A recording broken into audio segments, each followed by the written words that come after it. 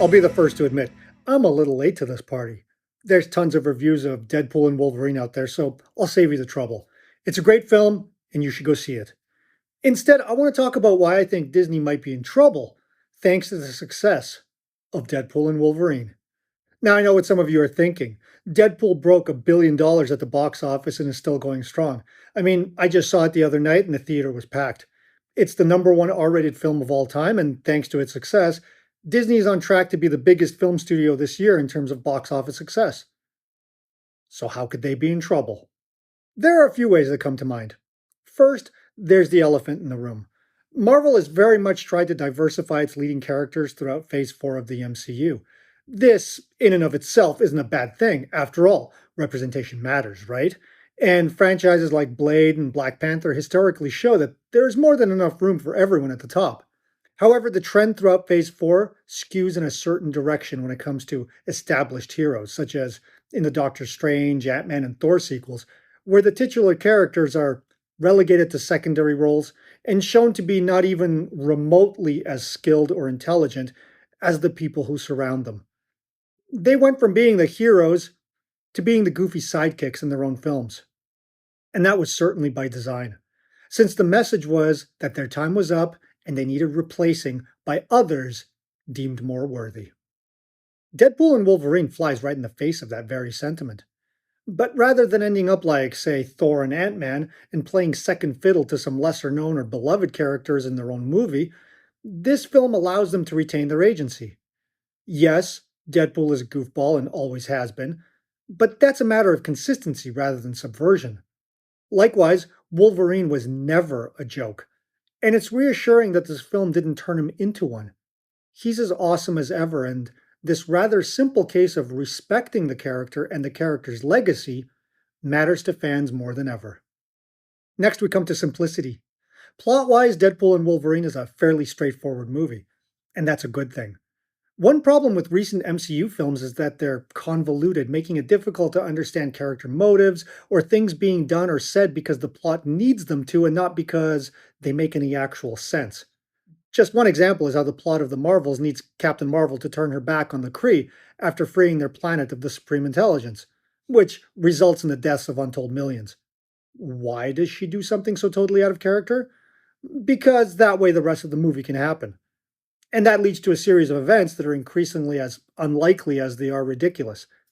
Bottom line, when you rip off the plot of Spaceballs, but in a dead serious and convoluted way, you know you're in trouble. But I digress. You see my point. One of the many reasons that Marvel's track record hasn't been great in the past few years is a lack of focus in storytelling, writing by committee, and either not understanding or not wanting to understand the subject matter and the very characters the stories are centered around. We've all seen the super clip of the various MCU writers and directors bragging about not having read the comics or being unfamiliar with the characters.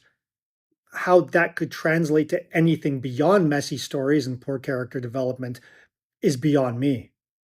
That's not the case with the Deadpool films. They are laser focused. Ryan Reynolds both loves and understands the main character 100%, and it shows in every frame. He is Deadpool. Likewise, Hugh Jackman is Wolverine. They own these characters, and they understand them, and in every film they've done, they do right by them and the fans. In Jackman's case, even in his worst Wolverine film, he does right by his character. And that's something the fans have appreciated and rewarded time and again. Which leads us to knowing your audience. Deadpool knows its audience, and it caters the content specifically to them. The MCU, on the other hand, gives the impression that it also acknowledges who its audience is, but wishes that it was someone else. The disjointed marketing, casting, writing, and direction throughout Phase 4 all speak to that. If there's one thing the Bud Light fiasco has taught us, it's that you can't take your target audience for granted anymore. And you certainly can't wish them into being someone else, even if it's a calculated wish. Know your audience, respect them, and give them what they want. And they'll be your best customers. This movie proves it. And lastly, Deadpool and Wolverine is fun with a capital FU.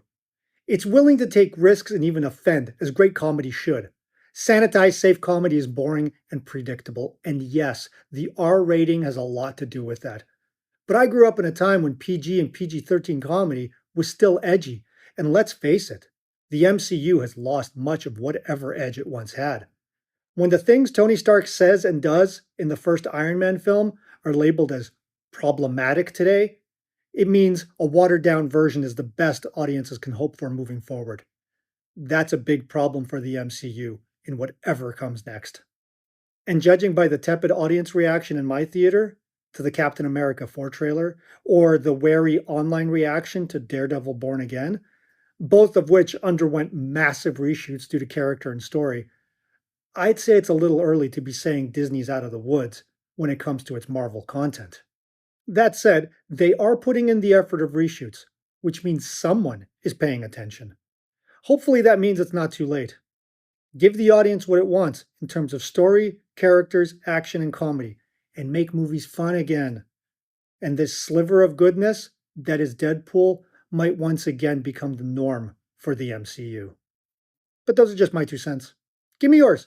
Let me know in the comments below if you think Disney's back on track with its Marvel content, or if Deadpool and Wolverine was a one-off in an otherwise downward spiral. That said, if you like what you saw, click on that like button, subscribe to my channel, and hit that notification bell to stay updated with the latest content. Until next time, stay creative.